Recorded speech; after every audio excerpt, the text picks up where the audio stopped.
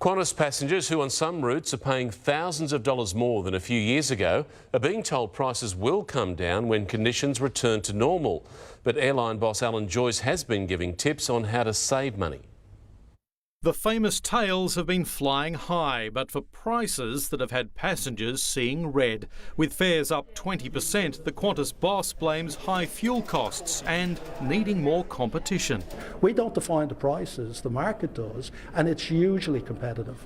And as competition gets re-established, airfares will come down again. Admitting Qantas International is still 2 years away from full capacity, with delays in getting aircraft back into service, training pilots, hiring cabin crew, and that for cheaper seats, passengers have to be quicker. And if you book late, those airfares are a lot more expensive. So my advice, book early. If you have flexibility, travel on a Tuesday, Wednesday, Thursday. Once the Chinese carriers come back to Australia with the same kind of levels, I think we'll then start seeing a softening of the international airfares. Despite the prices, there's been so much demand from Australians to fly again, it's given a big boost to Qantas's bottom line. On Thursday, the airline's set to announce a half-year profit of close to $1.5 billion. As some Qantas lounges have been copping criticism online in recent months, the airline says it'll spend $100 million on revamps, with a new London lounge in time for direct flights from Sydney in late 2025 and Sydney's International Business Lounge to be expanded. Paul Kadak, 7 News. Hi everyone.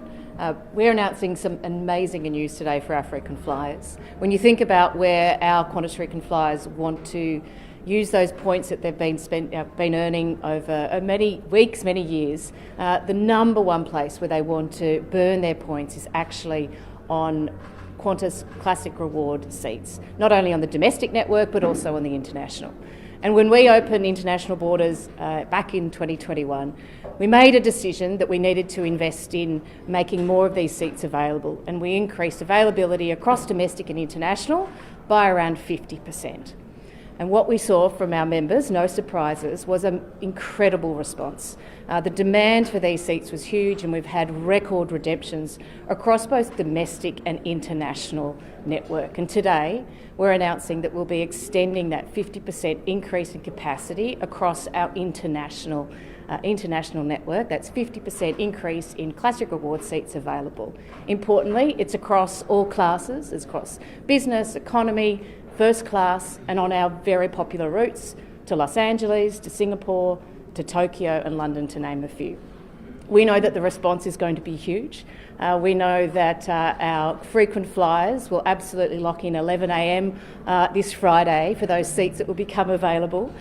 So we do encourage our frequent flyers, for those that have been saving up their points, to travel to see their family or friends overseas, that the good news is that we will be making more seats available. We do expect that there will be strong demand, and it's something that we're very focused on.